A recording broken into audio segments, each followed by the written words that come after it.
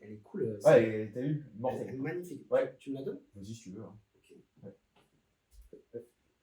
C'était une blague, reviens, non? Oh, ma gratte! Et salut à tous les petits shredders, c'est Flo, j'espère que vous allez bien. Aujourd'hui, j'ai le plaisir de faire l'interview d'un pote guitariste qui s'appelle Flo. Il est intermittent du spectacle, prof de guitare, producteur. Il va nous parler un petit peu de tout ça, comment ça se passe dans le milieu, etc. Et puis voilà, comment tu vas Flo?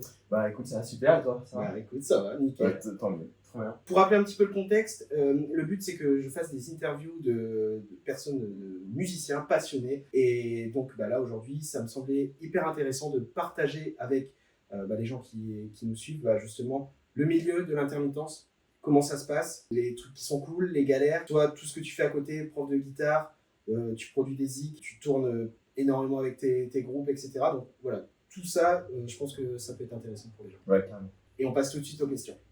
Alors du coup, Flo, est-ce que tu peux te présenter, raconter un petit peu ton parcours musical? Ok, alors je m'appelle Flo, comme toi. Ouais, c'est ça. J'ai 31 ans. Et alors mon parcours musical, il est assez classique. En fait, moi, j'ai fait le conservatoire Ok. en musique classique. Ok. Bon, j'ai toujours aimé le métal, Ouais. et en fait, il s'avère que c'est mon père qui m'a fait tomber dedans. D'accord. Et sauf qu'il voulait pas que je fasse tout de suite du métal. D'accord. Donc voilà, quand j'étais conservatoire. d'où le conservatoire. Donc j'ai commencé à 10 ans. Le conservatoire, je suis rentré quand à 10 ans, je devais être en CM2 ou en 6e, Ouais.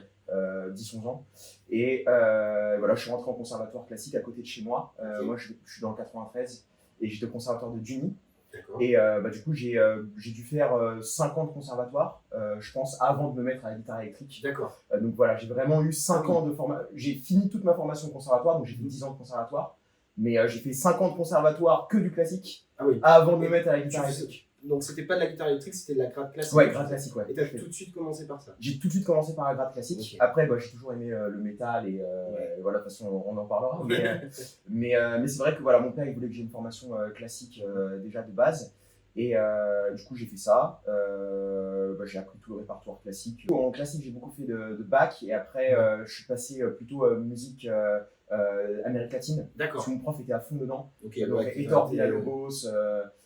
Voilà, après, j'ai fait beaucoup de Fernando Sor aussi. Ok. Donc tout ce qui est espagnol. Mon prof était à fond là-dessus. Du coup, voilà, c'est un peu mon parcours. Et puis après, quand je suis arrivé, je dirais fin collège, début lycée, là, je me suis vraiment mis à la gratte électrique. Ok. J'ai continué quand même mon parcours classique pour finir mes études au conservatoire. Mais je suis tombé dans la gratte électrique. Et je me Est-ce que t'as fait 5 ans de conservatoire au total? Alors, j'en ai fait 10. Ok. Mais au bout de 5, je me suis tourné vers la guitare. J'ai commencé la guitare électrique au bout de 5. Donc j'avais déjà 5 ans de pratique de la guitare classique dans les doigts avant de me mettre à la guitare électrique. Du coup, ce qui engendre tout le solfège, etc. Exactement, ouais. Donc du coup, guitare classique, plus l'apprentissage du solfège. Donc j'ai commencé au départ, c'est un peu particulier parce que tu as une demi-heure quand tu es petit de cours de guitare et tu as 1 heure de solfège. Et après, tu as 1 heure de chorale dans la semaine. Okay. Donc du coup, voilà, j'allais 3 fois au conservatoire dans la semaine, une fois pour le cours de guitare. Et si je me souviens bien, si mes souvenirs sont bons, j'allais tout de suite après en cours de solfège, qui ça durait 1 heure. Et après, une autre fois dans la semaine, j'allais en cours de chorale. Je détestais ça, mais bon, c'était obligatoire. Donc du coup, j'ai fait ça comme ça. Et puis après, quand tu grandis, arrivé, je sais pas, au bout de 2 ans, tu passes à 1 heure de cours de guitare. Voilà. Et puis après, tu en fais plus. Et tu fais des ateliers et tout ça. Alors pour ceux qui hésitent, je pense à faire du conservatoire, je pense que derrière, ça se ressent énormément. En tout cas, moi, de mon point de vue, j'ai pris quelques cours de guitare, mais j'ai pas fait tout ce qui est solfège, conservatoire, etc. Et aujourd'hui, je pense que j'aurais aimé le faire. J'ai un manque, en fait, en termes de structure, en composition, etc., en analyse. Et ça se ressent. Je vais vous mettre des extraits, évidemment, de Giro et d'Imparfait. Vous allez le voir, comment c'est composé, c'est bien ficelé, en fait. Vous sentez qu'il y a une cohérence. Moi, je peux composer des trucs, mais ça va être plus basique, on va dire. Il y a moins de... J'arrive à aller moins profond dans la chose. C'est dur au début, mais ça te sert maintenant d'une certaine manière. Ah, absolument, mais en fait, c'est assez étrange, c'est que j'aimais pas du tout ça. Au départ, le solfège, surtout que ma prof était très teigneuse. C'est un peu l'image qu'on a. Ouais, c'est ça. Et moi, j'ai craqué des cours. T'as des cours où t'arrives, t'étais limite envie de pleurer, quoi. Tellement tu te fais massacrer. Au conservatoire, tu te fais massacrer. Hein. Ah ouais. Quand tu taffes pas, tu te fais massacrer. Surtout en solfège. Et du coup, c'est vrai qu'il y a des moments où tu étais comme ça, mais au final, quand tu grandis et puis qu'après tu commences à être sérieux, parce que moi je voulais vraiment faire de la musique, du coup tu deviens sérieux et puis ça t'apporte plein de trucs, quoi. Okay. Parce que du coup, tu apprends à lire la musique, oui. Tu apprends à comprendre comment fonctionnent les accords, comment fonctionne le rapport des notes entre elles, les gammes, les modes. Et donc, du coup, ça me sert énormément. Moi, c'est ce que j'aime faire le plus. Et pareil, tu vois, quand j'écris des solos, je me prends la tête sur OK, quel mode, quelle gamme je vais utiliser. Ah, tiens, si je mets cette note-là, ça va sonner mieux parce que par rapport à l'accord qui est derrière, etc. Tu vois. Bah, c'est marrant parce que ce que tu dis là, moi, au début, je ne le comprenais pas forcément. Je faisais de la musique parce que j'aimais la musique, mais tout ce qui était théorie, ça me faisait, on va dire, un peu peur. Et je m'y suis mis il y a quelques années. Au final, il n'y a pas si longtemps, j'ai commencé la gratte. 10-11 ans aussi. Okay. Tout de suite guitare électrique par contre. Mais par contre, voilà, j'ai autodidacte, etc. J'apprenais les morceaux. Il y a 5-6 ans, je me suis mis vraiment à un peu la théorie. Je me suis dit, alors les intervalles, il faut s'y pencher. Après, du coup, ok, un accord, c'est une fondamentale, une tierce, une quinte, un accord. Puis après, les modes, j'ai appris les modes, etc. De toute façon, dans ton style, t'es obligé. T'es obligé. Quand tu commences à faire du sweep et tout, et que tu commences à faire des styles un peu plus techniques. Voilà, si tu veux créer quelque chose un peu différent. Tu peux le faire d'oreille, il y en a qui le font très très bien d'oreille, mais c'est vrai que si tu veux faire quelque chose de différent et d'un peu plus original, tu es quand même obligé de connaître un minimum tes modes et tes gammes. Puis c'est sympa parce que tu peux du coup essayer d'autres choses quand tu sais ce que tu joues en fait. Absolument. Tu peux dire ok, je vais partir, là je sais que je peux partir sur du lydien, là je sais, pourquoi pas essayer aussi du mixolydien, etc. Enfin voilà, tu as plusieurs choses sur lesquelles tu peux capitaliser et te faire plaisir. Après toutes ces années de conservatoire, est-ce que tu as eu un déclic où tu t'es dit ok, je vais faire de ma vie la musique? La musique. Alors en fait le déclic je l'ai eu avant. D'accord. En fait c'est pas mon père qui a décidé de me mettre au conservatoire. D'accord. Tu sais, parfois tu as des parents qui poussent un peu les enfants à aller au conservatoire et ça de toute façon je le vois aussi dans mes élèves. J'ai des élèves ils viennent un peu quand j'étais à l'école, hein. Moi, ici, je donne des cours aussi, les élèves veulent venir, mais quand je donnais des cours à l'école, les parents parfois poussent un petit peu les enfants et ils viennent un peu à reculons. Et en fait, c'est moi qui dis à mon père, j'ai envie de faire ça parce que mon père écoute du métal. Et en fait, il m'a amené à voir Metallica en 2003. Donc c'était la tournée Saint Anger, c'est pas le meilleur des albums. Mais voilà, ça reste. Mais voilà, c'est Metallica. Et moi, j'ai vu James Hetfield, du coup, j'étais comme ça. Dans les Et j'ai dit à mon père, moi je veux faire ça de ma vie, tu vois. Et du coup, il m'a dit, ok. Je me souviens, c'était en juin qu'on allait voir Metallica, c'était au Parc des Princes. Et en fait, je connaissais pas les chansons. J'écoutais One. Et en fait, l'arpège de One au début m'a transcendé. Bien sûr. Je m'en souviens encore. Je m'en souviens encore comme si c'était hier. Quand on est tout jeune, enfin, vu qu'on a le même âge. Enfin, moi aussi j'écoutais One. T'es là. Absolument, ouais, c'est un truc de fou. T'écoutes Enter Sandman, les trucs comme ça. Vraiment, ces musiques-là, quand t'es jeune, elles te. Ouais, parce que tu vois, j'écoutais un peu ce qui passait. Nous, tu sais, c'était l'époque un peu des boys bands, machin, des trucs comme ça. Donc, t'écoutais un peu ce qui passait à la radio et puis t'écoutais les gens dans ta classe quand t'étais en primaire et tout. Et quand on faisait des booms, c'était l'époque, maintenant ça existait plus trop, des trucs comme ça. Mais c'était Soprano, Tragédie, des trucs comme ça. Ouais, Tragédie, des trucs comme ça. Ouais, tu vois, j'écoutais ça, tu vois. Et puis après, mon père, il m'a dit là, t'inquiète. On va voir Metallica, viens là. Et ça m'a transcendé. Et donc, du coup, j'ai dit à mon père, je vais faire de la guitare. Il m'a dit, ok, à la rentrée, je t'inscris, mais au conservatoire parce que j'ai pas envie que tu fasses de la guitare électrique sans prendre de cours. Et, très bon move. Voilà, et puis je crois qu'il n'y avait pas, moi je suis de 93, il n'y avait pas encore d'école spécialisée dans tout ce qui est pratique de la musique moderne. Voilà. Il y en a, évidemment. Mais à mon âge, j'avais 10 ans à l'époque, mon père ne savait peut-être pas, et moi j'avais aucune idée. Donc, du coup, voilà. Peut-être moins démocratisé à l'époque. Exact. Du coup, c'est vrai qu'aujourd'hui, on tombe beaucoup plus sur des écoles où tu apprends des choses beaucoup plus modernes qu'avant. Il y a des élèves qui doivent venir te voir en sachant déjà peut-être ce que c'est du sweep. Et en te disant, moi je veux faire du sweep. Ouais, exact. Voilà, et du coup, j'ai ce déclic-là par rapport à la musique, mais en général. Et après, le déclic, je pense, pour devenir pro, c'est peut-être ça. Ouais, aussi. Ça, je l'ai eu plus tard parce que moi, je pensais pas pouvoir vivre de la musique. Surtout dans le métal. On m'a toujours dit c'est super compliqué. Surtout en plus en France. Tu sais, le métal en France, c'est pas archi démocratisé. Ça l'est de plus en plus avec Gojira, tu sais, les qui passent au JO, etc. Mais c'est vrai qu'on m'a toujours dit non, tu n'arriveras pas à faire carrière dans la musique, c'est très difficile, surtout dans ton style. Et donc, du coup, en fait, j'ai fait des études classiques. Pas de musique classique, mais des études. Ah d'accord, ok. J'ai fait des études, moi j'ai fait des études de psy. Ok. Donc voilà, je suis allé jusqu'au master et tout. Voilà, Ok. donc, j'ai fait des études de psy, mais je pratiquais énormément la guitare, je faisais plus de grades que de cours de psy. Mais voilà, j'ai fait des études classiques pour avoir le filet de sécurité derrière, et au final, je me suis jamais servi. Donc, à force de faire des concerts, de rencontrer des gens, du coup tu rentres dans des groupes, etc. Tu vois que ça commence à bien marcher, tu fais ah ok, en fait si je peux y arriver. Et puis après du coup je suis devenu prof, je suis dans les écoles, donc du coup j'ai eu cette source de revenus là qui m'a permis de pouvoir faire ça de ma vie, quoi, du coup. Trop bien. Donc ça s'est fait petit à petit professionnellement. Franchement respect, parce que c'est vrai que c'est toujours un peu la crainte d'aller vers quelque chose qui peut être incertain. Vous voyez, c'est pas incompatible, il a fait les deux, hein. Il a fait un master en psychologie et à côté de ça il continue de bosser sa gratte. Et ça, il n'a jamais lâché. Et là, vous voyez qu'aujourd'hui, prof de gratte, il tourne avec ses groupes. Là, aujourd'hui, il me donne la possibilité de lui faire une interview et je te remercie parce que c'est trop cool. Et voilà, donc franchement, ne lâchez pas si vous avez un rêve, même tout petit. Déjà, parlez-en autour de vous, parlez-en à vos proches, à vos parents, etc.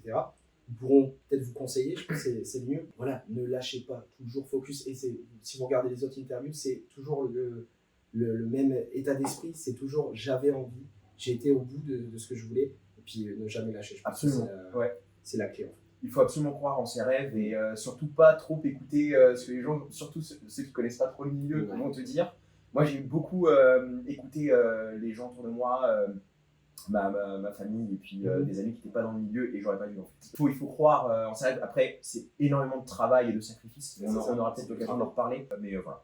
Alors, on va parler un petit peu de ton intermittence. Je pense qu'il t'occupe pas mal au quotidien. Comment t'en es venu à faire de l'intermittence et du coup, pourquoi et voilà. Alors, c'est une bonne question. En fait, c'est parce que je voulais faire de la musique ma vie, en fait. Et du coup, tu as deux grands moyens, entre guillemets, de faire de ta vie la musique. C'est soit donner des cours, ce que j'ai fait une grande partie de ma vie. D'accord. Soit tourner, du coup, et dans ce cas-là, il faut quand même un système qui te permet d'avoir un minimum de revenus, parce que du coup, tu peux avoir ton groupe et tourner, mais du coup, pas du tout avoir d'argent, ce qui est la plupart du temps le cas. Et donc, en fait, il s'avère que moi, j'ai une chance extrême d'avoir un de mes meilleurs potes, qui est le guitariste de mon groupe, Giro, qui s'appelle Jonathan, qui est qui a créé son label et qui fait tourner plein de groupes, dont Imparfait, dans lequel je suis aussi, et puis d'autres groupes comme Sun, par exemple, qui cartonne en ce moment, Sun Brutal Pop.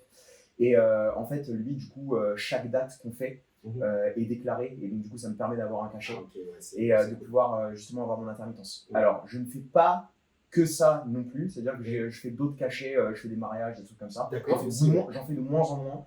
Donc là, je suis vraiment spécialisé concert de métal, mais c'est vrai que quand j'ai commencé l'intermittence, j'ai été obligé de faire des petites prestas à côté. Voilà. Je fais des jam sessions aussi pour des mairies, notamment la mairie d'Antony. Donc j'organise ça du coup avec les membres d'Imparfait aussi. Super. Donc on organise des jams pour des musiciens amateurs, et donc du coup ça permet d'avoir des cachets qui sont faits par la mairie d'Antony. Et puis après mariage, des trucs comme ça, mais j'en fais de moins en moins parce que du coup maintenant les groupes je chante de plus en plus, et donc du coup je peux avoir des cachets comme ça. Ok, toi un cachet, comment ça représente parce que derrière tu as l'URSSAF, tu as les impôts, alors, il n'y a pas l'URSSAF pour l'intermittence. Tu déclares pas à l'URSSAF. L'URSSAF, c'est côté entrepreneur. Ouais, voilà, c'est ça, je dis URSSAF, mais c'est normal. Hein. Mais effectivement, en fait, alors l'intermittence, c'est difficile parce que celui qui te paye pour l'intermittence, après, paye des charges. Il paye le double, et donc, du coup, il paye quasiment le double de ce qu'il te doit. Donc du coup, nous on n'a pas des cachets. Moi, j'ai pas des cachets très élevés. Mais en fait, ce qui se passe, c'est que Jonathan, il vend le groupe au global. Donc il dit voilà, le groupe, par exemple Imparfait, ça vaut tant. Et donc du coup, la salle, le promoteur accepte ou n'accepte pas. Généralement, comme on tourne dans des salles qui sont soit des SMAC, des lieux de musique actuelle qui sont subventionnés, soit des gros festos, etc. Généralement, il y a plus de moyens, et donc du coup voilà, on a des cachets qui sont au minimum. D'accord. Minimum, si je vais te répondre, hein, je gagne c'est 150 bruts, donc je gagne entre 100 et 120 nets, quelque chose comme ça par date. Donc ça avant impôt du coup. Donc ouais, exactement, ça avant impôt. Donc vous voyez, c'est pas. Donc s'il fait une date où il est payé 150 brut, derrière il paye 120, il va peut-être encore payer 30 euros.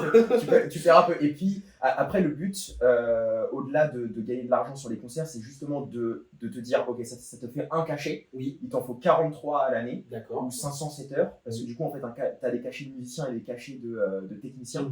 Et les cachets de musiciens, là où je suis moi, c'est 12 heures le cachet. Et du coup, en fait, quand on a 43, ça fait 507. D'accord. Tu vois. Et du coup, voilà, c'est ça le plus important, parce que du coup, l'intermittent, c'est une forme de chômage partiel, en fait, si tu veux.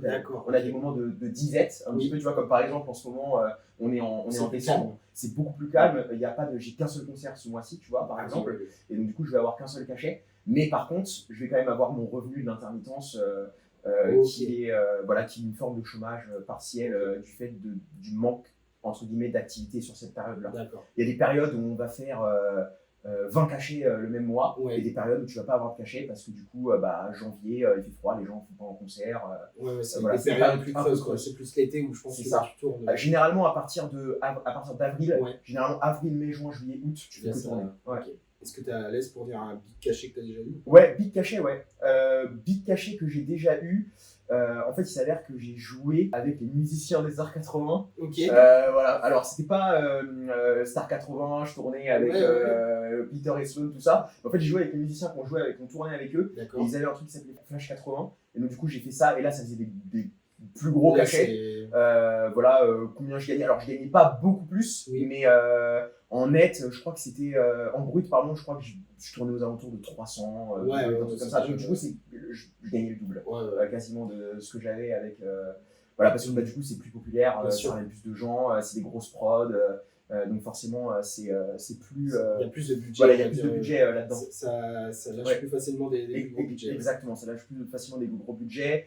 Soit des mairies, soit des gros prestataires. C'est ça. Voilà. À quoi ressemble, est-ce que tu peux nous décrire un petit peu à quoi ressemble une de tes semaines type? Répète, enregistrement, cours de guitare. Voilà, à peu près. Bonne question. Alors en fait, ma semaine, elle est divisée un peu en deux. J'ai le début de la semaine où je suis quasiment tout le temps chez moi, sauf les périodes de grosses tournées où je suis sur la route tout le temps. Mais disons que les périodes où on a des concerts de manière normale, le début de semaine, donc du lundi au mercredi, généralement je suis chez moi. Et donc du coup, je donne des cours de guitare. Je commence les cours de guitare généralement vers 16h, parce que tu sais, les gens sortent du taf ou alors après les cours. Donc je commence vers 16h30 et je finis vers 21h, 21h30, des trucs comme ça. Donc je donne des cours de guitare et le reste de la journée, du coup, je fais de la prod. Et je joue de la gratte. Voilà, je fais ça tout le temps. Je ne fais que jouer de la gratte. Je fais que ça toute la journée. C'est pour ça qu'il est très bon. Il est très bon, mais il fait de la gratte toute la journée. Je ne fais que de la gratte. C'est excellent. Voilà, donc en vrai, je suis souvent enfermé chez moi à faire de la gratte. Je sors un peu quand même, mais en vrai, très peu le début de semaine. Et après, la fin de semaine, généralement à partir du jeudi, c'est là qu'on commence à avoir des concerts. Jeudi, vendredi. Jeudi, vendredi, samedi, dimanche. Et donc, du coup, généralement, alors c'est assez étrange, mais en fait, je fais pas beaucoup de répètes. Avec mes groupes, avec Imparfait, j'en fais quasiment pas. Parce que on reçoit, donc moi je reçois les prods à la maison, et en fait, on taffe les morceaux à la maison. On se fait des grosses résidences parfois d'une semaine. Et on se fait une résidence d'une semaine pour remettre en place le show, etc. Et après, une fois qu'on a fait la résidence pendant une semaine, on part en tournée, on connaît le set par cœur, on sait comment ça marche, donc du coup, on n'a pas besoin de répéter. Non. Au final, c'est peut-être une autre manière de fonctionner, mais qui est mieux, parce que vraiment, tu taffes vraiment tout d'un seul coup. C'est ça. Tu as tout en tête, c'est frais, et quand tu pars en tournée après, c'est nickel. Alors que c'est vrai que quand tu es plus jeune, alors avec Giro, c'est un petit peu différent, parce que c'est mon groupe, ça fait longtemps que.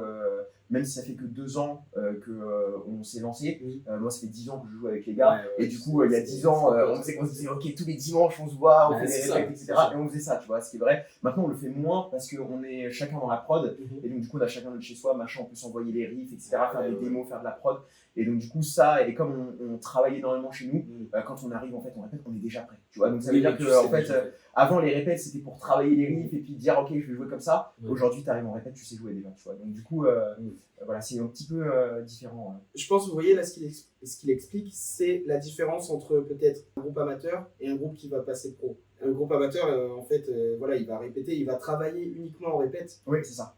Un groupe pro, il va travailler avant et il arrive en répète. Limite, la répète, c'est pour se voir entre copains. C'est exactement ça. Et c'est surtout, du coup, pour travailler les aspects qui sont autres que l'aspect on met en place ces chansons-là. Changement de place peut-être pour les prestations scéniques, etc. Exact, et puis être le plus tight possible, mettre en place. Du coup, nous on joue au métronome aussi, donc du coup, voilà. Inir, métronome, tout ça. Donc du coup, ça, on répète, on passe beaucoup de temps à faire de la prod, de se dire, ok, là, les samples, machin, envoyer les inir, faire les retours, plus que on joue énormément. Après, avec Giro, on fait des répètes de compo aussi, donc là, on compose. Mais une fois qu'on a composé, on doit travailler les riffs à la maison, comme ça quand on revient à la prochaine répète, les riffs on les a et on ne travaille pas de riffs et on se dit pas moi j'ai pas bossé, ah bah tiens regarde, on fait pas ça en répète sinon je me retrouve. Et effectivement tu as raison, c'est à ça aussi qu'on fait la diff entre les groupes qui sont plus amateurs, qui vont passer du coup leur temps de répète à bosser leurs riffs et à essayer de travailler leur technique plutôt que de le faire à la maison et donc d'arriver en répète déjà prêt. Tout le travail qu'il y a derrière en fait en off. Pendant un concert, le show il est hyper carré. Moi j'ai vu Giro quand on avait joué au Charitable. On a joué ensemble.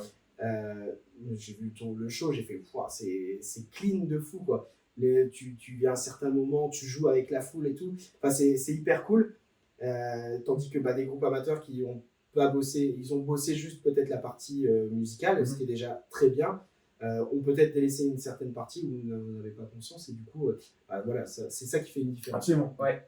Et puis après on a aussi la chance du coup avec Jonathan qui a le label etc de pouvoir avoir accès à des salles où on fait des grosses résidences et donc du coup on travaille la lumière, le son, le jeu scénique, voilà, tout ce qui est important derrière. Et puis après j'ai envie de te dire plus tu joues, quand tu vas jouer sur scène, tu vas faire des erreurs. Et puis les erreurs, ça va te permettre de te forger. Bien sûr. Et après, du coup, tu vas plus faire ces erreurs. Et après, du coup, tu vas être de plus en plus à l'aise. Et donc, du coup, tu vas. Et après, c'est instinctif. Voilà, c'est instinctif. Hein, il y a des concerts où on fait. Il y a des trucs où en résidence, on dit, ok, là, il va falloir qu'on fasse ça, etc. Et au final, tu fais ton concert et c'est tellement instinctif que parfois, tu oublies tes trucs. Et juste dans la synergie et le fait que tu joues avec ces potes-là depuis 10 ans, tu les connais par cœur. Tu sais comment bouger, tu sais que tu vas pas te rentrer dedans. Voilà, parce qu'un tel va reculer à ce moment-là et tu sais que ça arrive encore parfois. Ça arrive, tu mets des petits coups comme ça. Toujours une part d'humain. En plus, tu vois, t'as des grades pointus, parfois bam, ça part dans l'œil du chanteur ou tout ça, tu vois, ça arrive, il y a toujours une part d'humain. Mais voilà, il faut quand même qu'il y ait une part de gros travail derrière. Mais il faut quand même, c'est du spectacle vivant, tu vois, donc il faut quand même que tu aies une part qu'est-ce qui peut arriver. C'est ça. Voilà, d'impro, exactement. Ouais. Est-ce que tu peux nous raconter une ou deux galères que tu as rencontrées en tant qu'intermittent, que ce soit sur la route, en concert Ouais. Alors effectivement, les galères qu'on rencontre, c'est plutôt sur la route qu'en concert. En concert, franchement, de tous les concerts que j'ai fait, j'ai pas eu tant de galères que ça.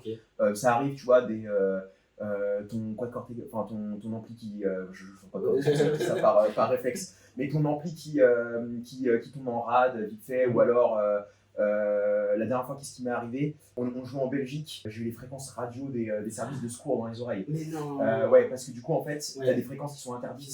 En Belgique, et comme moi, j'avais pas j'ai un ancien pocket. D'accord. Du coup, j'ai eu un dans les oreilles. Là voilà, c'est une grosse galère parce que du coup, tu peux plus avoir de son. Et donc, du coup, j'ai dû finir le show sans in-ear, comme ça. Bon, voilà. Mais c'est pas avec des grosses galères, c'est des trucs qui sont un peu chiants. Voilà. Mais non, les grosses galères, généralement, ça arrive sur la route. Parce que nous, on roule en van, le van qui tombe en panne, voilà, les crevaisons, les trucs où on est fatigué, il y en a un qui est malade, et quand tu es malade sur la route, c'est chiant.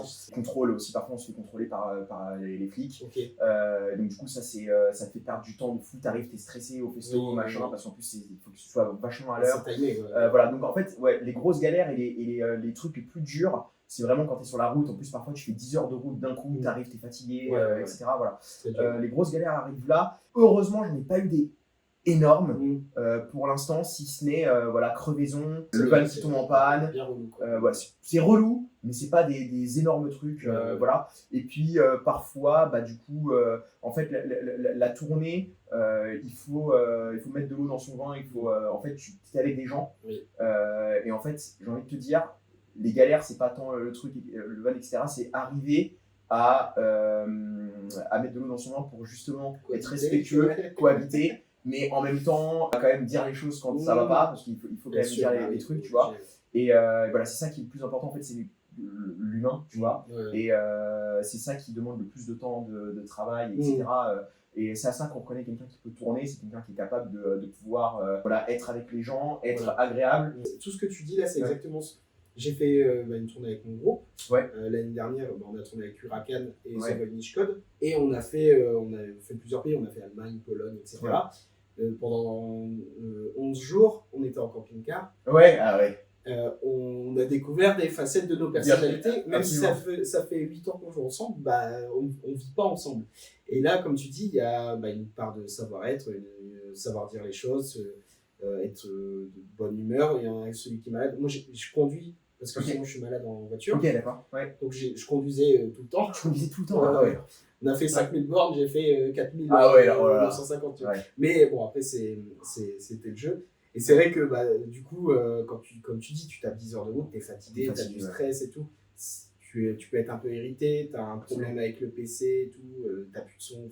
Mais c'est vrai que ce que tu dis, par rapport à si tu sais, t'as du savoir-vivre, du savoir-être, t'es respectueux, tu communiques. C'est la communication plus importante. Tu dis les choses, même qui peuvent te peser, etc. C'est là que je pense qu'en effet, tu vois qui peut tourner. Absolument. Il y en a, c'est vrai que tu peux te retrouver avec des gens avec qui c'est très agréable de partir sur la route, même si parfois tu as des différends et ça arrive. Et puis après, tu peux te retrouver avec des personnes, ça m'est déjà arrivé par le passé, tu peux te retrouver avec des personnes, c'est très difficile de cohabiter parce que justement, il n'y a pas ce truc-là, que ce soit le respect ou alors que ce soit. Il y a façon d'être des limites, des façons d'être, de penser ou de se comporter ou de voilà. Donc du coup ça peut être difficile et c'est vrai que ça aussi mine de rien ça fait partie du métier. Ça veut dire apprendre à vivre avec les autres et et conserver quand même une part d'intimité entre guillemets, perso que tu peux faire dans ton coin, mais quand même arriver à te dire ok, ce truc là que je fais d'habitude de mon côté, je vais essayer de pas le faire parce que justement je suis avec les gens et donc du coup on va éviter de faire ça, tu vois. Et en fait c'est ça le truc qui prend le plus de temps de temps de réflexion, etc. Et qui prend plus de galère. En fait moi j'ai tendance à dire quand tu pars en tournée, c'est 10 heures de galère pour 1 heure de plaisir. Il a résumé la chose en une phrase. Mais bon, après, il y a des tournées qui se passent super bien. Et après, tu as des tournées où il t'arrive une galère et après, c'est l'enchaînement. Et là, par exemple, la dernière fois, avec Imparfait, on est parti en tournée cet été. Donc, on a fait quelques festos. Et en fait, on part avec le van. Donc, je conduis le van aussi. À cette époque-là, je conduisais plus parce que les autres membres n'avaient pas le permis. D'accord. Et voilà, donc je conduisais un peu plus. Maintenant, les autres membres ont le permis. Donc, du coup, ça tourne un peu plus. Notamment le bassiste du groupe qui a le permis maintenant qui conduit beaucoup plus. Mais avant, je conduisais plus avec l'ingé son du groupe. Et en fait, on roule. Et là, je me rends compte qu'en mettant le volant droit, le van part à la gauche. Donc du coup je me dis bon c'est chiant, on s'arrête un premier truc, le mec dit la direction elle est complètement flinguée et on doit partir en Allemagne, on doit se taper 2000 bornes, tu vois. Et donc du coup là c'était la galère, j'étais obligé de conduire avec le volant à droite pour pas tourner à gauche. Et donc du coup ça te fatigue, ça te met sur les nerfs. Voilà c'est ça. Au final le van qui tombe en panne. Au final du coup on est obligé d'annuler le concert en festo, c'était un gros fest donc du coup t'as les poules. Donc du coup t'es obligé de retourner chez toi pour aller louer un autre van, donc du coup ça te fait faire des kilomètres pour rien pour aller et donc du coup ça te met sur les nerfs. Heureusement on a fini sur un super concert dans un festival qui s'appelait Chauffer dans la noirceur. C'était un concert où on était sur une scène circulaire, c'était incroyable. Et donc du coup ça nous a permis de nous remotiver un petit peu, mais cette semaine là a été très dure par rapport au van et donc du coup forcément ça met un peu tout le monde sur les nerfs. Donc forcément t'es un peu plus irritable et un peu plus irrité voilà. Et c'est dans ces moments là que tu vois si ça peut matcher ou pas avec les personnes, tu vois. Et là nous ça match parce que du coup on communique et tout et on essaye de faire en sorte que tout se passe bien, mais voilà ça a été que des galères comme ça et c'est pas des énormes trucs, mais c'est mis bout à bout, c'est ça, mis bout à bout. À la fin quand tu fais une semaine que de ça, c'est relou. Tu rentres chez toi t'es crevé quoi. Voilà. Et du coup t'es toujours en tant qu'intermittent, sauf la période creuse, mais la grosse période, t'es tout le temps en vadrouille. Ouais, quasiment, tout le temps en vadrouille. Notamment, à partir de mai, toutes les semaines, toutes les semaines. Concert, et puis parfois, même, je fais une grosse tournée avec un autre groupe, avec mon autre groupe Molly Baron, où là, parfois, tu pars, t'es en tourbus, et pendant 1 mois, tu pars en tournée, et là, tu vis à 25 dans le même bus, dans le même car, tu vois. Là, c'est plus dur, déjà. Là, c'est dans une couchette comme ça, et il y a 25 personnes, et là, du coup, tu apprends encore plus à faire attention à comment tu te comportes et tout. Et voilà, donc, t'as soit des grosses tournées comme ça où pendant un mois t'es pas chez toi, ou un mois et demi t'es pas chez toi. Okay. Et t'as des tournées. Généralement après les tournées, je fais avec Imparfait, je pars une semaine et après je rentre chez moi 2-3 jours et après je repars une semaine et après. Voilà, donc du coup c'est comme ça. C'est quand même un rythme que tout le monde ne peut pas avoir. Ouais. Moi aujourd'hui qui suis papa et t'en parlais tout à l'heure, je ne pourrais pas faire ça aujourd'hui. Mais c'est vrai que réfléchissez bien, donc si ça dépend de votre objectif de vie, hein, évidemment, mais c'est vrai que c'est quand même une vie qui donne envie, quoi. Ouais, absolument. De faire des concerts tout le temps, de pouvoir kiffer, donner des cours de grade, partager, tu dois rencontrer plein de monde, ça va être incroyable. C'est trop bien. Et mais je rebondis sur ce que tu dis par rapport au fait que t'es papa, etc., et que c'est difficile. C'est vrai que c'est un choix de vie à faire. Tu vois, quand tu c'est pas incompatible. Hein. Tu peux être, tu sais, il y a des stars aujourd'hui, il y en a qui le font, etc., et qui sont après sur les groupes émergents comme nous, on fait tout nous-mêmes. C'est plus compliqué d'avoir des enfants, etc. Moi, j'ai fait le choix de pas avoir d'enfants, tu vois. Donc du coup, c'est vrai que ça me permet de pouvoir vivre ma vie sans avoir de contraintes de l'enfant. J'ai un chat, il y a Couscous qui est là-bas. Mais après ça, bon, j'ai mes parents qui sont à côté qui peuvent s'en occuper. Mais qu'est-ce que je voulais dire? Ouais, du coup, c'est un choix de vie, c'est beaucoup de sacrifices. Aussi, c'est des trucs où tu vas pas en soirée parce que tu vois pas tes potes, machin, forcément tu t'éloignes de certaines personnes, tu te rapproches d'autres. Et tu rencontres beaucoup de personnes dans le milieu, et ça c'est top. Moi c'est toujours ce que j'ai voulu faire, c'est rencontrer des gens que j'admire, etc. Et puis j'ai pu le faire. Et puis tu tombes sur des personnes qui sont incroyables. Et c'est trop bien, tu fais des potes, regarde. C'est vrai qu'on s'est rencontrés sur une date, un concert. C'est vrai que ça a matché direct. Flo est axé très shred aussi. Moi j'aime bien, vous savez, là j'aime bien le shred. Et tout de suite, on a bien parlé, etc. Je vais vous dire d'autres petites choses sur Flo après, vous allez un peu halluciner. Mais c'est vrai qu'on a matché tout de suite. Voilà, sympa, je lui dis, Flo, vas-y, t'as une histoire, un profil un peu atypique, il y a quelque chose à raconter. Vas-y, on fait une interview. Et du coup, on est là aujourd'hui. Donc, du coup, en tant qu'intermittent, t'es sponsorisé. Ouais. Et t'es sponsorisé pas par une petite marque, c'est par ESP. Par ESP, Je suis dans un programme d'endorsement avec ESP. Incroyable. Alors, en fait, il s'avère que je suis rentré dans Molly Baron. Oui. En fait, j'ai demandé l'endorsement ESP. Au début, on m'a dit non, parce que je n'étais pas assez connu. Il faut quand même il faut une petite notoriété. Il faut être connu, il faut avoir un certain nombre de followers, etc. Surtout pour une marque comme ESP. ESP, il y a Metallica dessus, il y a Silosis. Bref, il y a plein d'artistes très connus chez ESP.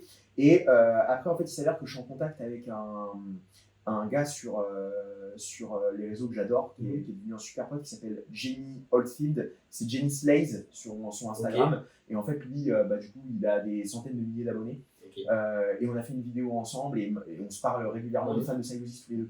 Donc du coup on se parle de Silosis et en fait il s'avère qu'il connaissait le responsable marketing ESP en Allemagne. Donc voilà, chez Sound Service. Et donc il a dit ok, je vais t'arranger le truc avec Molly Baron machin. Et donc du coup en fait il a discuté. Moi j'ai envoyé des mails à Stephen, il s'appelait le responsable marketing Sound Service. Donc allemand, pas français. Je suis pas chez Algam, hein. Je suis Sound Service. Mais ça va se faire. Bref, j'espère. Et donc du coup, je lui dis voilà, je pars en tournée avec Soel, machin, etc. Il m'a dit ok, je te mets dans un programme d'endorsement avec ESP. Donc du coup, j'ai eu ce truc-là, et ce qui me permet d'avoir autant de ESP, parce que du coup, j'ai des réductions sur la marque.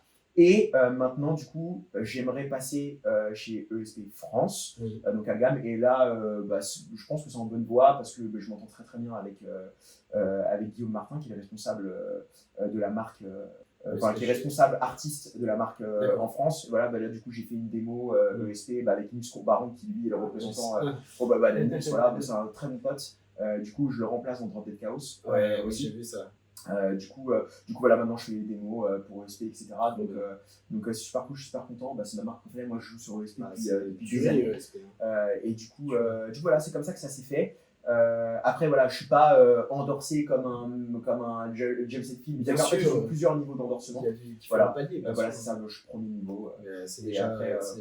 Et puis après, du coup, je pense que tu gravis les échelons au fur et à mesure avec la conf que tu fais. Et bien sûr, avec ce que tu produis. Tu passes les niveaux comme ça. Mais regardez quelques grades peut-être. Regardez-moi cette petite beauté. Ouais.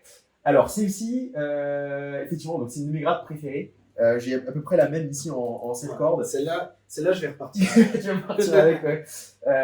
Effectivement, alors celle-ci, c'est une ESP E2 M2. Alors comme vous pouvez voir, moi j'adore les M. Les M chez ESP, elles ont la table plate et elles ont la reverse headstock. C'est-à-dire la tête renversée, c'est mon truc. Je comprends. J'adore les têtes reverse et celle-ci j'adore surtout pour le high poplar qui est dessus que je trouve magnifique. Micro bare knuckle. Et puis j'aime énormément les guitares avec des manches traversants. Donc du coup c'est une guitare que j'ai énormément utilisée. Alors assez étrangement, jamais utilisée en live. Ok. Là, jamais. Que pour du stud. Que pour du stud. Ouais. Mais par contre j'ai fait quasiment tous mes solos. Je les ai fait dessus. Quand j'utilise pas le Floyd. Parce que j'utilise le Floyd, j'utilise la guitare qui est là-bas. Elle est derrière, ouais. Exact. Ouais. Ouais, elle est plus lourde. Avec le Floyd, elle est plus lourde. Et effectivement, celle-ci, c'est. Je vais vous montrer ici. Tac. Alors, celle-ci, c'est une de mes guitares préf aussi. Parce que. Ouais. C'est une de mes guitares préf parce que. En fait, c'est une vieille guitare. Elle a l'ancien logo ESP aujourd'hui. ESP maintenant a plus le logo ESP seulement sur les custom shops. Maintenant, c'est E2. Le logo, ils ont changé. Bon, c'est un truc marketing, certaines personnes n'aiment pas. Moi, je m'en fous. Voilà.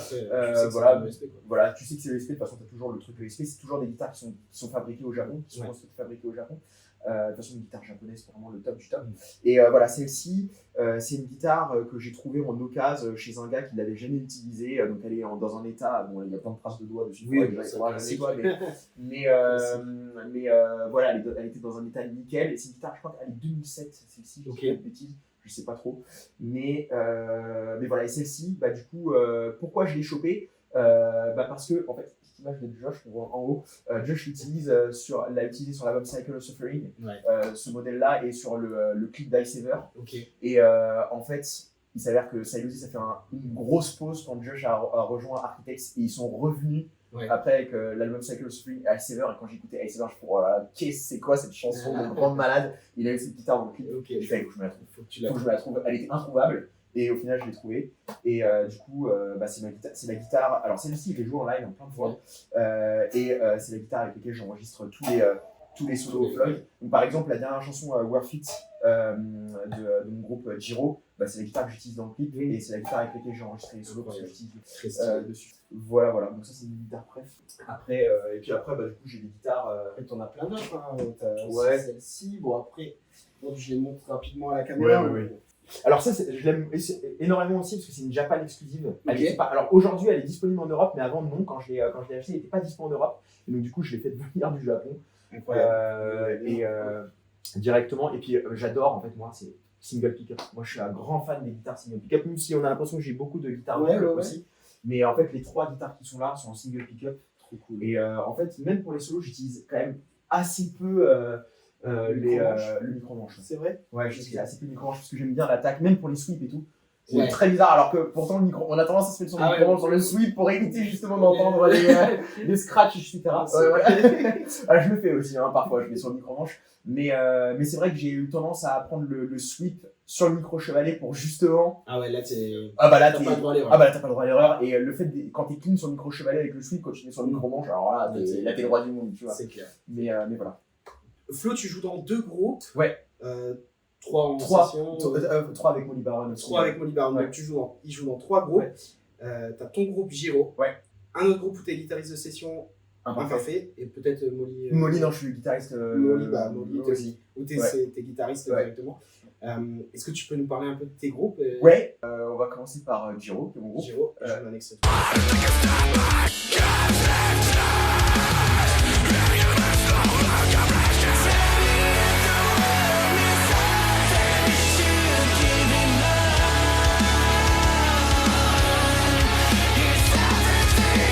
Giro, c'est mon groupe que j'ai créé il y a longtemps, mais ça fait 2 ans qu'on propose de la musique parce qu'on a changé de line-up. Maintenant, on a un nouveau chanteur qui s'appelle Romain, qui est le GOAT ultime.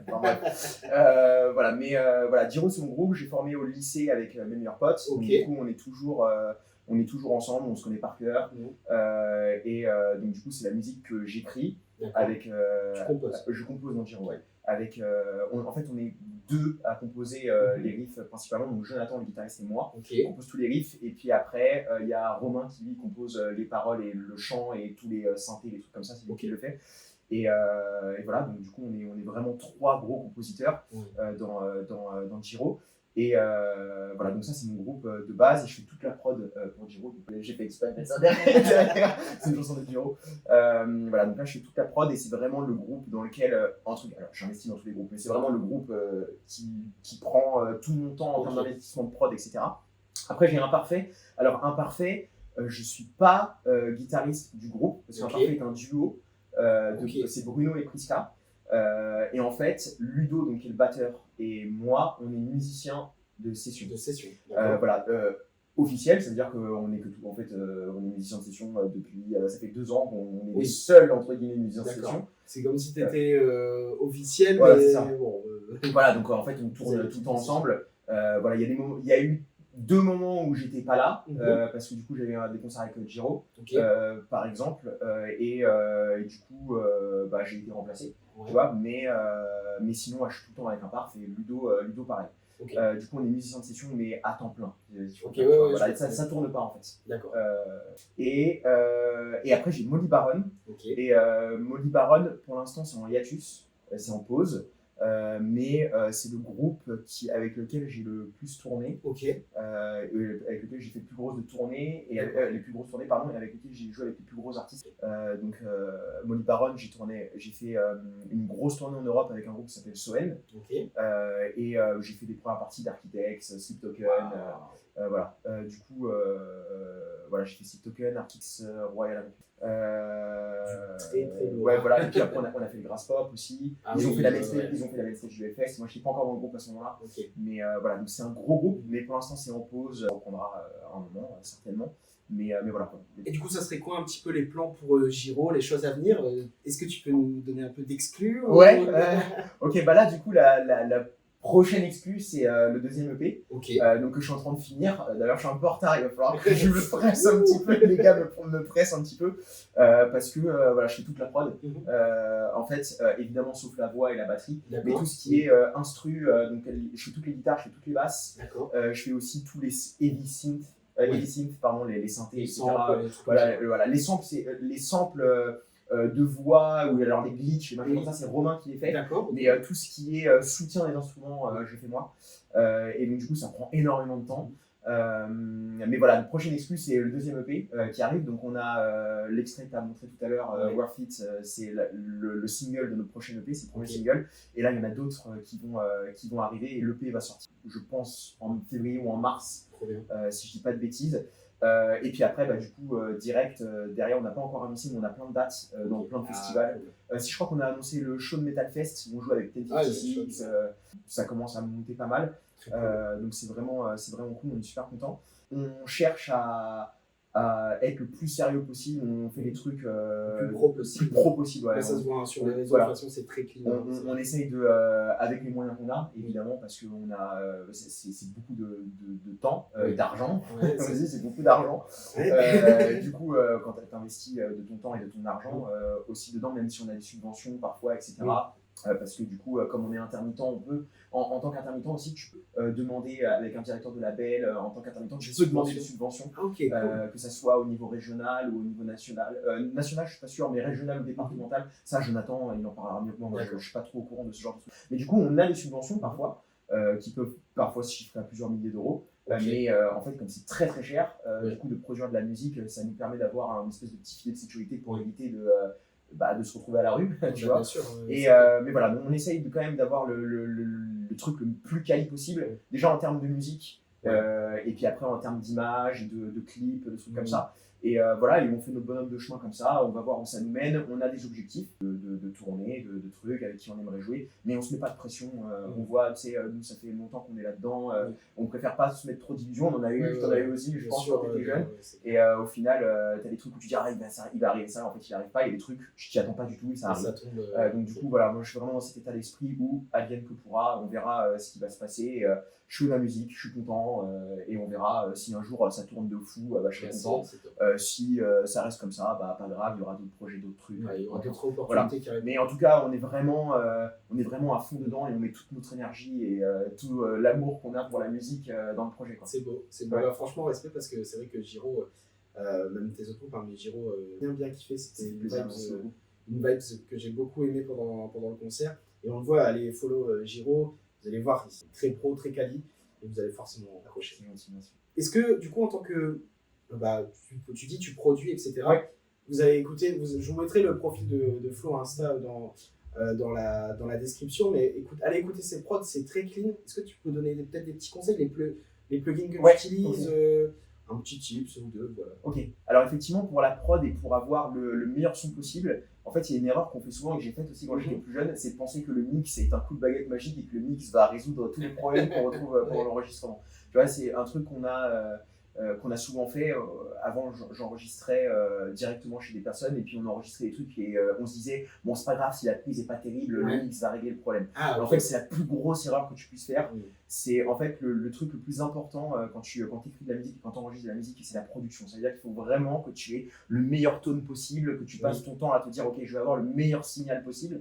Et donc, du coup, vraiment, le premier truc que j'aurais à conseiller par rapport à la prod, c'est renseignez-vous sur comment avoir le meilleur tone, le meilleur signal possible. Voilà, donc renseignez-vous sur la carte son, comment vous allez le jack et puis même la guitare que tu vas utiliser, avoir des cordes neuves, avoir une guitare bien réglée, avoir un bon jack, et puis se renseigner sur la carte son, est-ce que je vais dans une entrée instrument, est-ce que je vais dans une entrée line, etc. C'est beaucoup de taf, mais c'est un métier aussi, c'est pour ça que généralement, quand vous êtes débutant, vous pouvez apprendre tout seul. En apprenant tout seul, les premiers trucs que vous allez sortir, ça va pas bien sonner, c'est sûr et certain.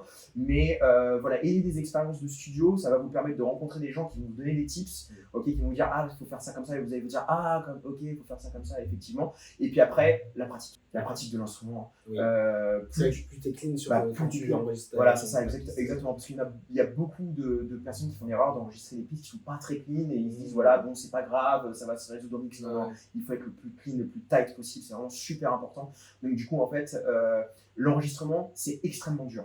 C'est extrêmement dur parce que... moi, je déteste ça. En vrai, moi aussi. Du coup, je fais ça tout le temps. C'est trop bizarre. En fait, je suis un peu maso, tu vois. Mais c'est mon quotidien. Mais l'enregistrement, ça demande beaucoup plus d'énergie que le live. Parce que le live, même s'il faut être très tight, etc., t'as si t'entends un scratch, on s'en fout, tu vois. Mais alors que la prod, il faut vraiment que tout soit parfait, tout soit contrôlé, parce que du coup ça reste. Et donc du coup le moindre truc, moi parfois, tu vois, j'enregistre des trucs, et puis après je me mets au casque et j'écoute le moindre truc. Et dès que j'entends, je fais ok, c'est bon, faut que je refasse, tu vois. Et je refais tout. J'ai vraiment ce truc de la perfection. Alors, c'est notre style de musique qui veut ça. Ça veut dire qu'il y a certains trucs, par exemple, moi je fais des prods de rock ou de variété.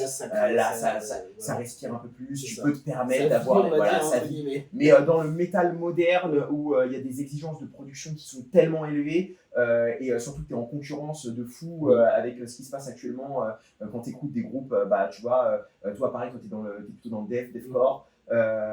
T'écoutes les groupes de deathcore aujourd'hui, il n'y a rien qui dépasse, tu vois. Genre t'écoutes Lorna Shore, c'est comme ça. Tout est parfait, tout est carré, la prod est fantastique, tu vois. Et pareil pour nous qui faisons plus du metalcore ou alors du metal moderne à la Bleed From Within, des trucs comme Silosis, etc. Tout est tellement nickel qu'on ne peut pas se permettre d'avoir des trucs qui c'est moyen un petit peu, tu vois. Et donc du coup je passe énormément de temps à faire ça et je vous invite, si jamais vous voulez faire de la prod, à vraiment vous prendre la tête de fou sur la qualité de votre enregistrement. C'est vraiment le truc le plus important. Et par rapport au plugin, en fait c'est au choix, j'ai envie de dire, ça c'est des goûts de chacun. Moi je suis sur Neural. Donc j'utilise Neural DSP. Après il y a plein de trucs, vous avez STL Tones, vous avez toi je sais que tu es sur Blob Audio. J'utilise pas mal le Blob. J'ai les deux, j'ai le Neural Petrucci que j'adore, mais parce que je Petrucci. Et en effet j'ai aussi le Blob Audio que j'aime bien aussi, qui me permet de tester d'autres choses des fois quand j'ai pas ce qui me plaît chez Neural. Mais toi du coup le Neural, c'est lequel que tu utilises? Alors moi j'utilise pour Giro, j'utilise le Noli X et en fait j'utilise la tête d'ampli du Noli et le cab Alors, en fait, le plus important dans le tone de guitare, c'est le câble. C'est pas la tête de l'ampli. On pense que c'est la tête de l'ampli, mais en fait, c'est le câble. C'est le câble, donc du coup, quand on joue en numérique, ce que je fais moi, parce que j'ai pas la place, je pourrais avoir des roundbox et des trucs comme ça, mais quand on joue en numérique, le plus important, c'est l'impulse response, donc le câble. Et c'est ça qui va définir tout le tone de guitare. Et donc, du coup, j'utilise des IR personnalisés qu'on a fait en studio et tout, ou que Josh Middleton m'a envoyé. Alors, il faut savoir que Flo connaît très bien Josh Middleton, il se parle assez souvent. On se parle de temps en temps. Parce que tu m'avais dit une fois que tu l'as dépanné, je crois. Ouais, alors en fait, Josh, je l'ai rencontré avec Molly Baron quand on a fait la première partie d'Architects. Et en plus, c'était mon premier concert avec Molly Baron. Wow. Du coup, premier concert dans un Zénith, première partie d'Architects. Et du coup, j'ai rencontré Josh là. En fait, j'étais dans les loges. Moi, je suis fan de Sylosis depuis des années. Josh Middleton, guitariste, chanteur de Sylosis, qui est un monstre de gratte, surtout. Le chant, la technique. Et effectivement, il y a quelques années, maintenant il n'est plus dedans, mais il était dans Architects. Okay. Et c'était le guitariste et le compositeur principal d'Architects. Et moi, moi j'adore ce qu'il fait depuis des années que je le suis, tu vois. Et déjà, c'était lunaire pour moi de jouer le même soir sur la même scène de lui, tu vois. Et en fait, il s'avère qu'on était dans les loges, ils avaient l'air juste à côté, et il était en train de jouer au ping-pong. Et du coup, moi, j'étais en train de manger mon sandwich, et je me suis dit, je vais aller le voir quand même, parce que tu vois. Et en fait, je suis allé le voir, et je lui dis, j'ai pas envie de trop te déranger, mais je suis super content de machin. Il m'a dit, toi, je te connais, tu fais les covers de Sylosis sur internet, parce que je faisais des covers de Sylosis d'Architects. Et là, déjà, tu fais. Et là, il m'a dit, vas-y, j'ai vu que t'avais des ESP, montre-moi tes grattes, machin. Il était super sympa, et donc du coup, on est allé dans nos loges à Molly Baron, et donc du coup, j'ai des photos, il a des grattes dans le ça, c'est incroyable. Et donc du coup, on a joué, machin, et puis on s'est super bien entendu.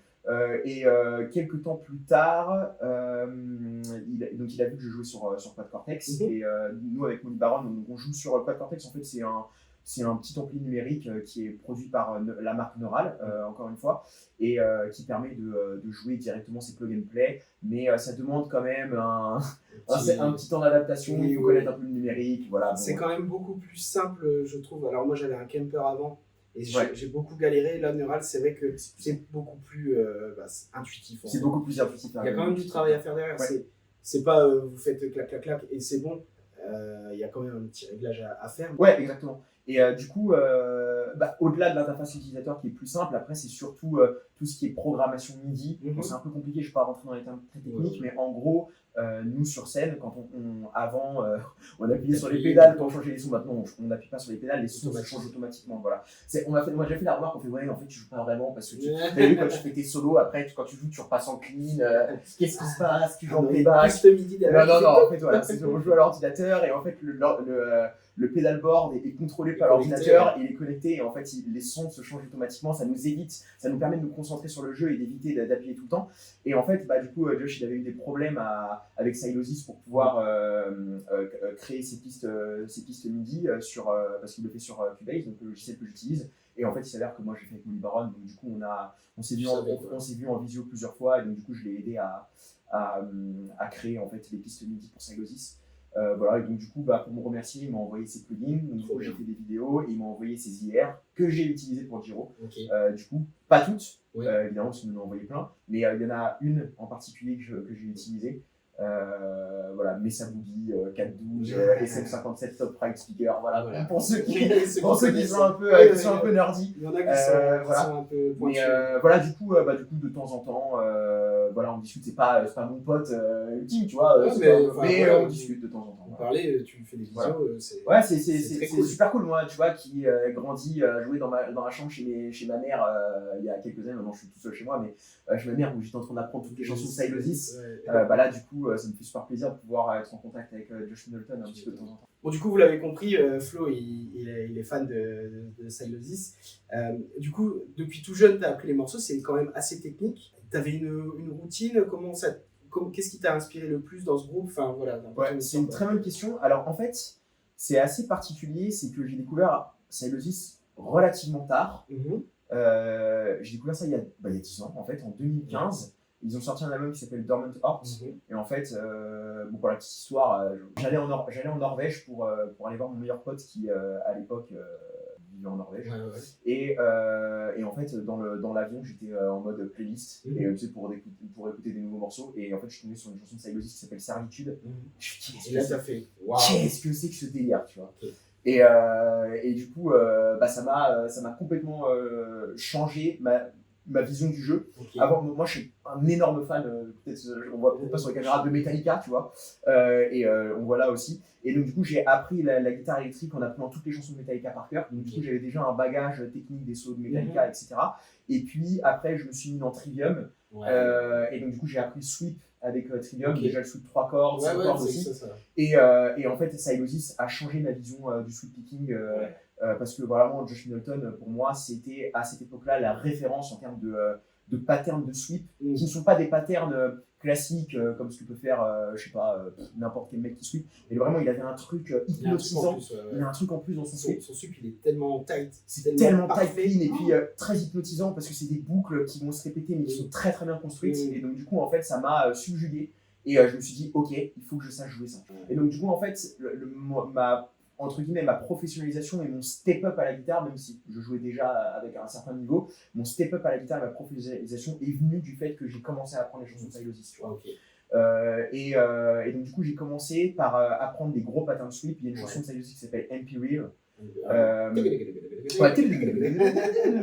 Et en fait, du coup, typiquement, je n'ai fait que ça pendant des mois et des mois.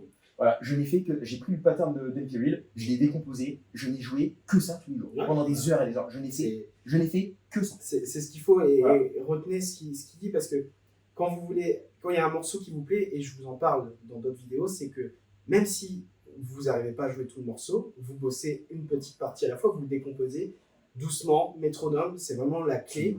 Et tous les jours un petit peu, mais il vaut mieux que vous fassiez 20 minutes par jour, un petit peu de ça, votre cerveau il va l'assimiler, mémoire musculaire, vous allez voir, vous allez progresser, que de faire 2 heures par semaine, c'est pour moi moins efficace. Tu as absolument raison, le plus important dans la pratique de la guitare, et peut-être qu'on en reparlera, je sais pas, mais la pratique de la guitare, c'est la régularité, la ritualisation. Voici, ça veut dire de toujours avoir le même temps et la mémoire musculaire, plus important. En fait, voilà, tu prends 20 minutes par jour, là, 20 minutes là, 20 minutes là, 20 minutes là, tu dors, le soir, ton cerveau, il assimile, il met en place ses mémoires musculaires qui te permettent de mieux jouer.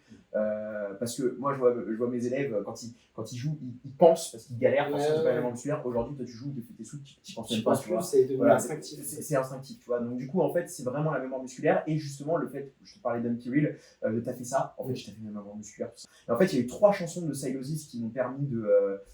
En fait, j'ai fait ça qu'en boucle. J'ai fait 3 chansons de Psygnosis, Imperial, donc pour le sweep, Terrace, du premier album, où celle-là, j'ai appris en entier. Et je n'ai fait que ça pendant des semaines, j'ai appris que cette chanson-là. Et une autre chanson qui est sur le 2e album, là où il y a Imperial, qui s'appelle Altered State of Consciousness, qui est pour moi vraiment la quintessence de ce que faisait Psygnosis à l'époque, en termes de riff, en termes de que ça soit parce que au-delà des solos, il y a aussi moi je mets un accent très particulier. Il y a beaucoup de gens qui sont très très forts en solo, mais dès que tu es plein en rythmique, il y a plus personne. Et donc du coup vraiment la rythmique, la main droite, c'est très très important. Et la tightness dans le jeu, la main droite et la dynamique, surtout quand tu fais de la prod, c'est super important. Et oui, je vous embête avec les allers-retours à chaque fois, mais voilà, et il partage aussi mon avis. Absolument, absolument. Très important. Et puis savoir exactement quel coup tu fais vers le bas, vers le haut, te prendre la tête là-dessus. C'est généralement ce qui est négligé aussi par les élèves qui vont dire bon bah je le fais un peu de la manière instinctive. J'entends tagalam, je vais faire tagalam sans me prendre la tête. Ok, tagalam, est-ce que je le fais bas au bas, est-ce que je le fais haut bas haut, est-ce que je le fais bas bas bas, est-ce que je le fais. Tu vois, faut réfléchir. Et donc du coup, il faut réfléchir le placement de la main, ok, l'amplitude que je vais mettre au niveau de la main. Et donc tout ça, en fait, c'est grâce à ces chansons-là, ça m'a permis de me dire ok, chaque riff, je l'ai décomposé et je me suis dit comment je vais faire pour que ça sonne le mieux possible. Il y a des moments, évidemment, quand tu commences, ça ne sonne pas pareil et tu fais pourquoi ça ne sonne pas aussi puissant, aussi dynamique. Ah, parce que j'ai pas mis mes mains comme ça. Ah, ok, si je la mets comme ça. Donc, du coup, tu recalibres. Et en fait, le plus important, c'est le recalibrage des mémoires musculaires. C'est ça. Voilà. Et est-ce que toi, tu as une routine guitare un peu après, vu que tu en fais tous les jours. Ouais, alors, bonne question. Moins maintenant. Maintenant, je chill et je kiffe, quoi. Donc, je joue. Je fais plaisir. Avant, j'avais une routine. Alors moi je suis pas un grand aficionado des exercices qui sont pas liés au morceau. Je sais que Il y en a qui adorent ça, les exercices, c'est très bien, c'est très bien les exercices, j'ai aucun problème avec les exercices. Moi, personnellement, je préfère faire des exercices qui sont liés à des morceaux. Par exemple, tu vois, hier j'étais en cours et il y a un élève qui voulait travailler le sweep 3 cordes sur des arpèges un petit peu plus complexes. Et il me dit, ouais, tu m'écris un exercice. Et je lui dis, attends, on va prendre Bury the Life de David Sevenfold. Et dedans, il y a un il y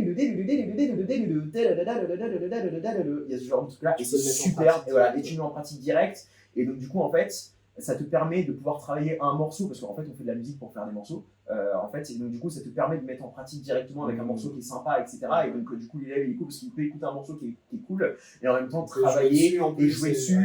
Et donc, du coup, ça évite la fatigue le métronome, c'est super, c'est un super outil. C'est un outil qui permet de développer sa technique et sa tightness. Mais par contre, c'est vrai que pour les élèves qui veulent s'amuser, ça peut être un outil qui peut être épuisant, surtout quand tu n'as pas de morceaux derrière et que tu n'as pas de structure derrière. Et donc, du coup, voilà, moi j'ai tendance à faire ça. Et donc, ma routine, elle était comme ce que je disais par rapport à MP8. Je prends un morceau, je décompose. Ok, j'essaye de me prendre la tête sur ok, quel coup vers le bas je vais mettre, est-ce que là j'utilise un coup vers le haut, comment je place ma main. En fait, pour moi, chaque détail a l'importance. Comment tu places ta main, et il y a beaucoup d'élèves qui négligent justement ces aspects-là. Ils vont se mettre la main comme ça et puis ils vont tu vois. Alors que regarde, place, tu vois, ici on a je leur dis souvent ce truc-là, ici on a un os qui s'appelle le pisiforme. Je vais aller voir sur internet justement, voilà. Et le pisiforme, par exemple, si tu places pile à la jointure, je sais pas si on voit, mais à la jointure entre la corde et le chevalet, c'est là où tu vas avoir le meilleur palmier aussi, tu vois, quand tu vas mettre de l'amplitude. Et donc, du coup, en fait, ces trucs-là, parfois, tu peux le mettre un peu plus haut, ça va pas bien sonner, un peu plus bas, ça va pas bien sonner, et ces élèves, ils font pas attention à ce genre de détails-là, tu vois. Et donc, du coup, en le mettant parfaitement ici, ce genre de détail fait toute la diff dans le jeu. Et voilà, c'est généralement. Moi, j'avais cette routine de travail-là à l'époque où je me disais, ok, pourquoi, quand je fais un swing, j'entends. C'est pas normal, tu vois. Et donc, du coup, j'essaye de comprendre. Est-ce que ça vient de ma main gauche? Non. Est-ce que ça vient de ma main droite? Donc, j'avais cette routine de travail-là. Et puis après, je travaillais en boucle. Et de manière ritualisée. Ça veut dire qu'il n'y avait pas une semaine où je me prenais le lundi 1 heure et après la semaine d'après, la flemme le lundi. Machin. Si je prenais 1 heure le lundi, tous les lundis, je faisais 1 heure. Alors, je faisais beaucoup plus 1 heure. Mais voilà, généralement, il y a une époque où je travaillais. Quand j'étais à la fac, notamment, j'allais pas à la fac. Donc mes potes me passaient mes cours. Pas ce qu'il dit. Voilà, allez à la fac. Ou alors, faites comme moi, ayez des potes de ouf qui vous envoient tout. Qui vous envoient les cours comme ça. Voilà, tu fais genre, ouais, je suis malade et tout. Mais en fait, non, tu vas juste pas en cours et tu travailles ta grade. Donc, du coup, il y a des moments où je travaillais plus de 6 heures, voire même quasiment 10 heures. Ah ouais, incroyable. Voilà, donc je fais plus aujourd'hui. T'en as peut-être comme moi. Moins besoin. Tu en as moins besoin. Bah ouais, tu sais, voilà, c'est ça. Tu sais maintenant. Alors, je sais. Alors, sauf pour des techniques peut-être plus spécifiques, genre, je pense aux techniques genre Tosina, ouais, exactement. Ça.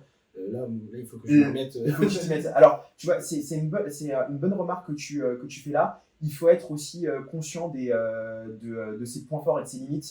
Moi, j'ai conscience de mes limites. Je sais que jamais je pourrais faire du thumping là, comme Tosina Basi. Et c'est un truc que j'ai pas envie de pratiquer. Voilà, donc je vais pas le faire. Ça me plaît, mais je me vois pas me remettre là-dedans. Voilà, c'est ça. Parce que j'aurais pas non plus l'occasion de le mettre en pratique.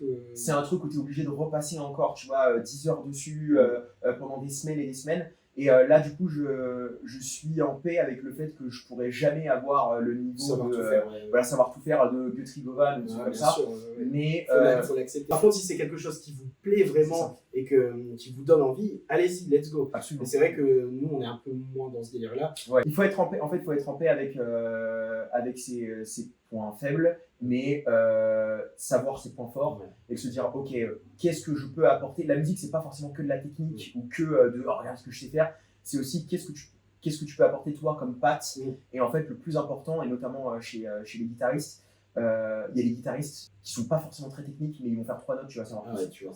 Et moi, je pense par exemple, je sais pas, des guitaristes comme Slash, par exemple, même Kirk Hammett, tu vois, Kirk Hammett, c'est pas le mec le plus technique de la Terre, mais par contre, Kirk Hammett, il fait 3 notes, tu sais que c'est lui.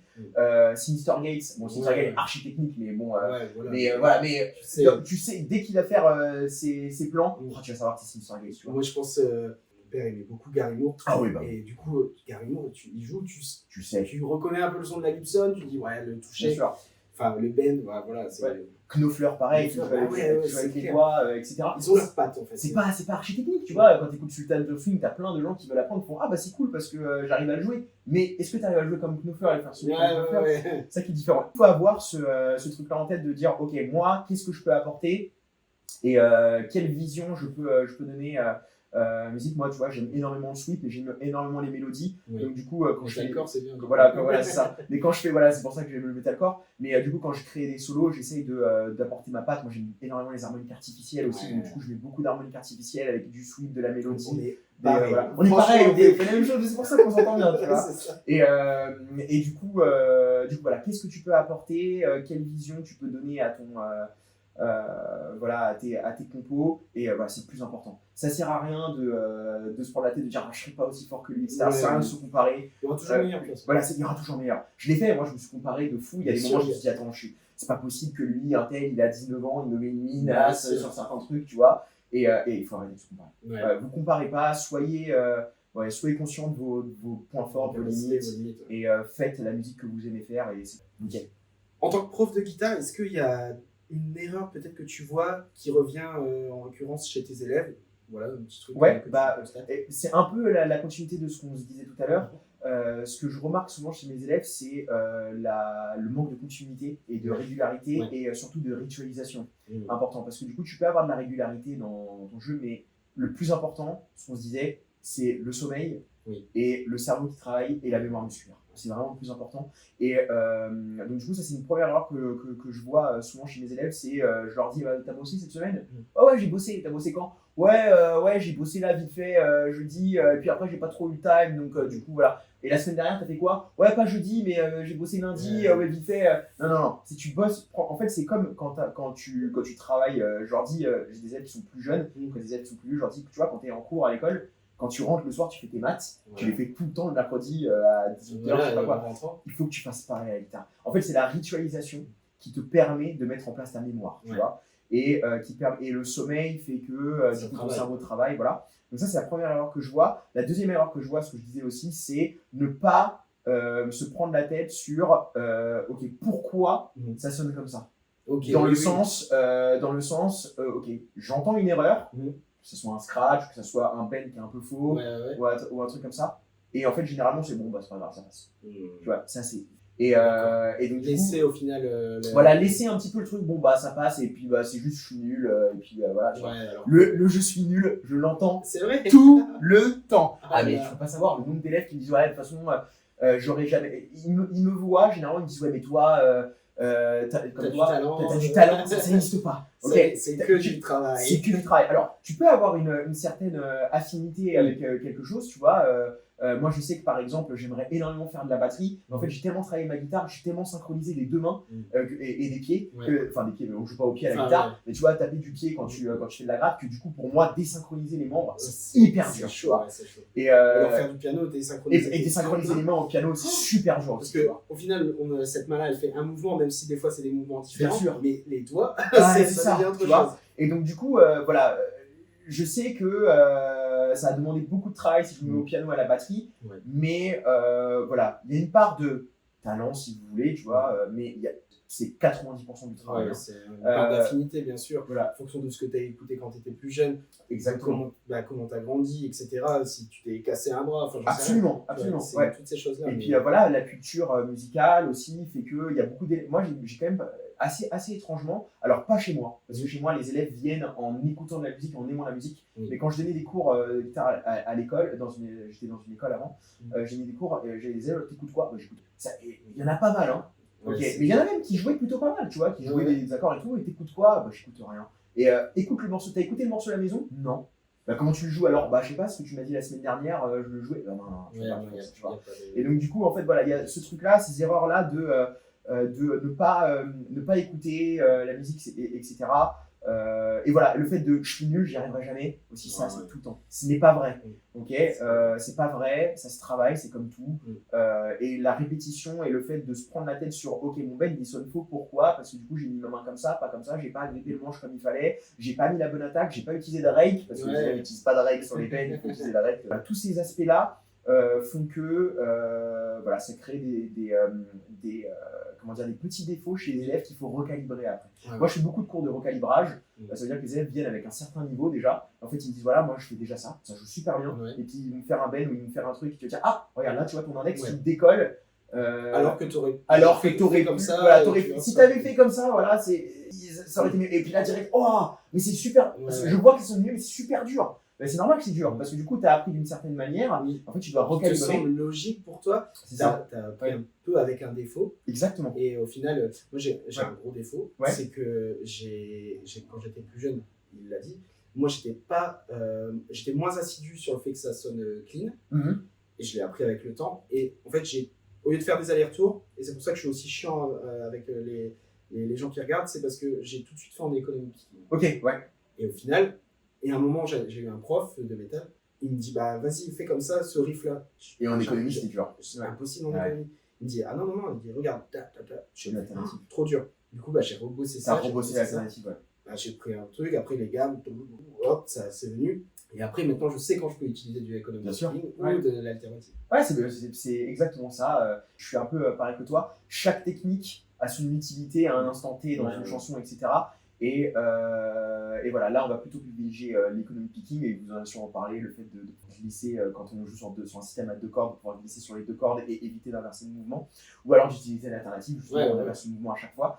Et voilà, le but. Et moi, vraiment, le truc que j'ai avec ça, et notamment, je fais beaucoup de solfège rythmique, c'est que dans n'importe quel morceau, croche de double, ça se jouera toujours bas, tu vois, bas, haut. Et tu vas pas faire croche de double une fois bas, haut, et dans le même morceau, haut, bas, haut, ou alors haut, bas. Voilà. La régularité dans la rythmique ou dans l'alternative, si tu joues certains plans, il faut toujours faire la même chose au même moment, etc.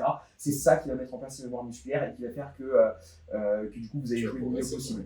Exactement. Parce que là, parfois, j'ai des élèves, en fait, ils se rendent pas compte de leur mouvement, c'est une erreur qu'on fait aussi. Et en fait, ils vont faire un plan, ils vont faire bas, haut, et ils vont faire le même plan 2 secondes après, ils vont faire haut, bas, par exemple. Ah oui, ouais. Voilà. Et ça, c'est un truc, ils se rendent pas compte. Et en fait, du coup, ils se disent, putain, j'arrive pas à avoir la vitesse parce que du coup, je fais bas, haut, et après, ils font le même plan derrière sur une position différente, mais ils vont faire haut, bas. Je dis un exemple comme ça, tu vois. C'est pas une erreur récurrente que tu vois de se concentrer peut-être que sur la main gauche. Exactement, que sur la main gauche et pas la main droite. C'est une erreur très récurrente. Au lieu de regarder, des fois, ne pas forcément regarder tout le temps sa main droite, on peut travailler le riff évidemment, mais aussi se dire attends, je vais regarder ma main droite, et puis là tu dis là c'est plus simple. C'est ça, exactement. Voilà. Et c'est vrai qu'on a beaucoup axé sur la main gauche, etc.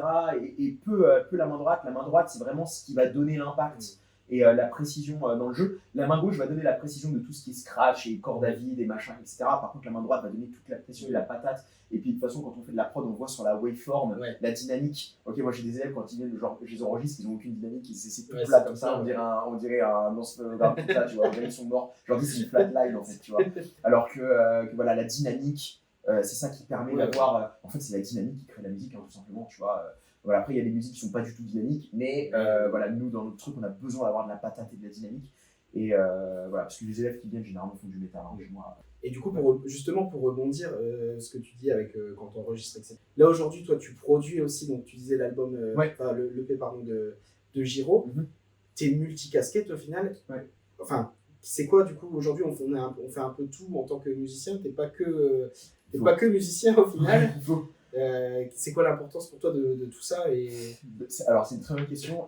Alors, l'importance de base, elle est financière au départ. En fait, il s'avère que moi, j'étais plus musicien de base, je faisais que de la guitare, j'aimais que ça. Et en fait, du coup, à l'époque, avec Jérôme, ça ne s'appelait pas Jérôme, je dirais pas notre nom.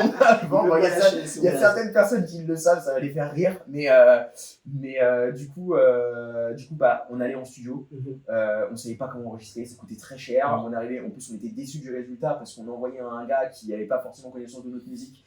On avait les trucs, on sortait quand même les trucs, on était en mode c'est chiant, etc. Et en fait, on a perdu trop de temps et trop d'argent là-dedans. Et donc, du coup, en fait, au-delà du fait que maintenant, aujourd'hui, ça me plaît de fou, au début, c'était pas forcément ce qui me plaisait, mais je me dis, je suis obligé de faire ça parce que ma musique doit sonner comme ça et je sais comment elle doit sonner. Et j'ai pas envie que quelqu'un d'autre la fasse sonner parce que je sais que ça va pas sonner comme j'ai envie, tu vois. Et donc, du coup, en fait, il y a eu ce déclic chez moi de me dire, ok, moi, je sais que ma musique, je veux qu'elle sonne comme ça, et donc du coup, j'ai pas le choix. Tu vois, et comment j'ai appris tout seul, YouTube.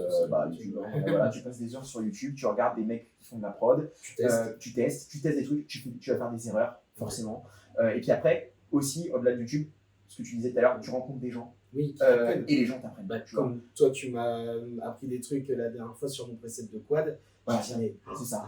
Mais oui, ouais. c'est logique en fait. Mais tu vois, je sais pas. Les trucs que je t'ai dit, par exemple, hier, là, le cab, moi je savais pas, hein, c'est un gars qui m'a dit ton son, c'est le cab. Je dis comment ça, le son, c'est le cab, le son, c'est l'ampli, tu vois. Tête d'ampli, les lampes. Oui, tête d'ampli, tu vois, je prends un EVH et un Mesa Boogie, ça sonne. Regarde, si tu mets un EVH et un Mesa Boogie sur un câble différent, ça sonnait complètement différent. Par contre, si tu le mets sur un même câble, ça va sonner quand même relativement similaire. Le câble est le plus important en termes de tone. Et le câble, et puis la manière dont tu vas micer le câble, hein, surtout, hein, tu vois, la manière dont tu vas capter avec un SMB, tu veux, le câble, ou même un SMCB. Aujourd'hui, il y a des gens qui mic le câble avec des SMCB. Ouais, avec le micro qui est là. Mais voilà, les techniques que tu vas utiliser, tout ça, tu apprends tout seul. Et puis après, bah, du coup, tu fais des erreurs. Tu crées des. Le plus important aussi, quand vous faites des musiques, faites des pré-prod. Ouais. N'enregistrez pas direct tout de suite, faites des pré-prod, ça veut dire que vous enregistrez pas forcément hyper clean parce que vous avez perdu du temps, vous enregistrez vos riffs, mais comme si vous juste pour se donner l'idée. Voilà, juste pour vous donner l'idée, vous dire ok, se projeter. Ok, ce riff là, il est bien, qu'est-ce que je veux faire avec ce riff? Est-ce que je veux faire une guitare à gauche, une guitare à droite?